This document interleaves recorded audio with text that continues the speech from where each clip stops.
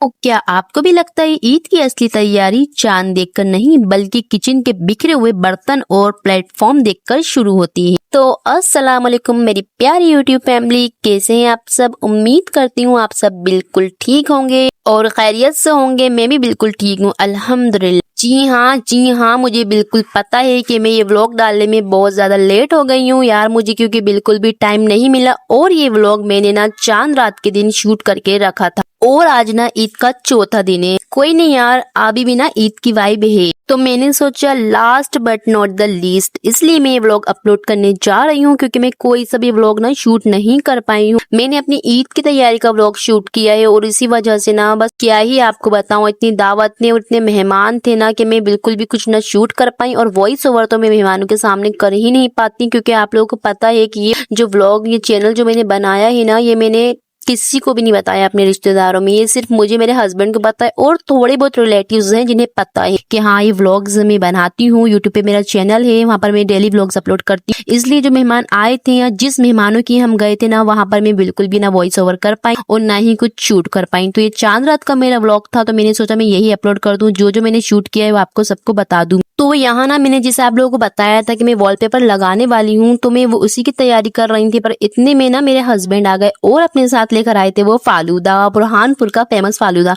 पर वो 2 ग्लास लेकर आए थे, एक मेरे लिए और एक मेरी बेटी के लिए। पर मेरी बेटी ये पूरा ग्लास खा ही नहीं पाती, वो आधे में से भी आधा खाती है। तो ना मैंने सोचा मेरे हस्बैंड और मेरे देवर जो है उसको भी मैं दे देती हूँ। तो मैंने आधा आधा कर लिया था, एक गिलास में से 2 लोगों के लिए मैंने निकाल लिया था। ये मैं अपने देवर और मेरे हस्बैंड के लिए मैं आधा कर रही थी कि उन लोगों को भी दे दूंगी। अब मैं खाऊंगी, मेरी बेटी खाएगी और वो लोग देखेंगे तो अच्छा नहीं लगेगा, इसलिए ना मैंने उन लोगों के लिए भी निकाल दिया था। मुझे पता है मेरे हस्बैंड सिर्फ मेरे और मेरी बेटी के लिए लेकर आए होंगे, उन्होंने खुद नहीं खाया होगा ये, तो मैं उनको भी दे दूंगी। और जो एक गिलास बचा था उसमें से आधा मैं और आधा मेरी बेटी को दे दूंगी।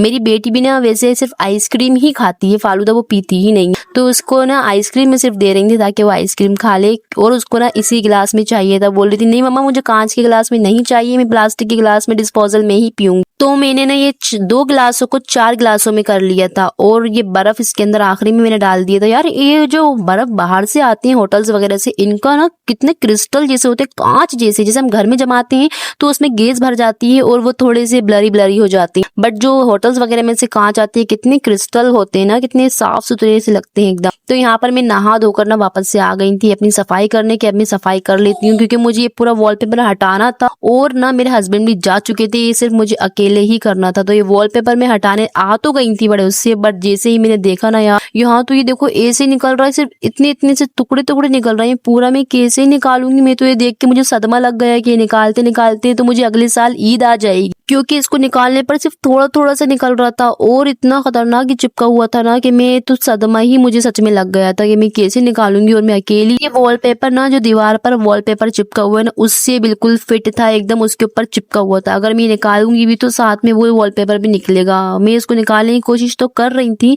पर जो ऊपर का निकल रहा था नीचे फिर भी वो रह जा रहा था। मैं तो भाई पागल जैसी हो गई थी। फिर मैंने छुरी से इसको ना घिस घिस के निकाला था। उसके बाद भी जो निकल रहा था ना वो वापस से चिपक जा रहा था उसके अंदर।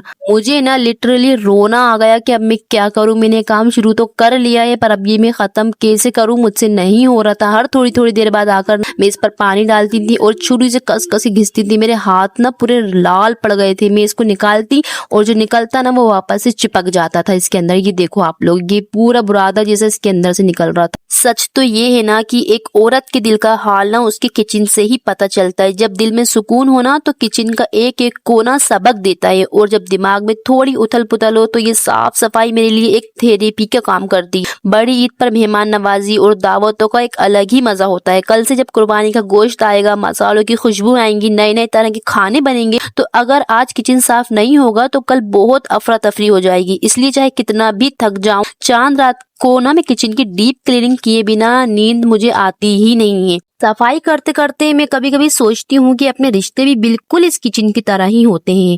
अगर वक्त पर इनकी डस्ट साफ ना की जाए ना, इनको सही जगह पर ना रखा जाए तो चीजें बिखरना शुरू हो ही जाती हैं।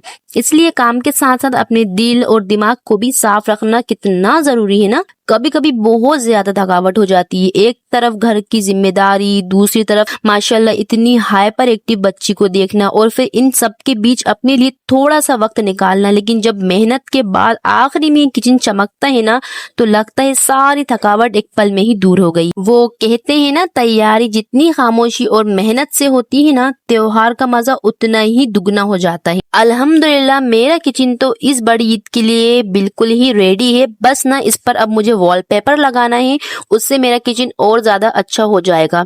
अब थोड़ा सुकून से सोऊंगी ताकि सुबह नमाज और ईद की कुर्बानी के लिए जल्दी उठ सकूं। लेकिन अभी भी ना मुझे जाना है, कुछ चीजें रह गई हैं जो मुझे लेना है कल के लिए। तो ना मेरे हस्बैंड का कॉल आया था, अभी हम मार्केट जाएंगे, वहां पर मुझे मेरी चच्ची के यहाँ भी जाना है, मेरा सूट सिलने डाला है वो उठाऊंगी। और ना अमायरा को पोहा खिलाने के बाद हम लोग निकल गए थे चच्ची के यहाँ से सूट उठाने। और वहां पर वापसी में जब हम घर आ रहे थे ना, अमायरा को ना आइसक्रीम खाना थी, तो आइसक्रीम खाने हम उसको लेकर आ गए थे, पर यहाँ बहुत ज्यादा भीड़ हो रही थी। तो बस यही था आज का मेरा चांद रात का छोटा सा व्लॉग। मिलते हैं कल के नेक्स्ट व्लॉग में, तब तक के लिए बाय, अल्लाह हाफिज। और अगर यहाँ तक आ गए तो प्लीज चैनल को भी सब्सक्राइब कर दीजिएगा।